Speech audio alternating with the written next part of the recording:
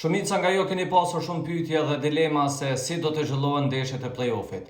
Pra, fillimisht po ju njoftoj se nesër bëhet hidhja e shortit, pra me datë 20 nëntor në ora 12.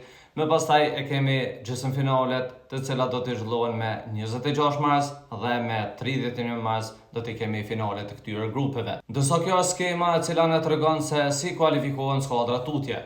Pra, fillimisht i kemi vazën numër 2, e cila do të përballet me vazën numër 3, më pastaj edhe skuadrat në vazën numër 1 dhe vazën numër 4.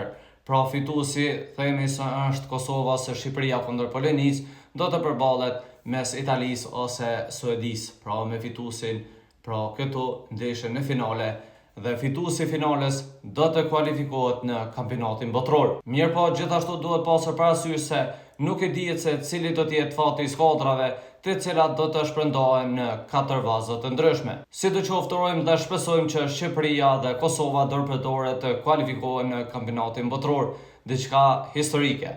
Por cili është opinioni juaj, shkruani në koment.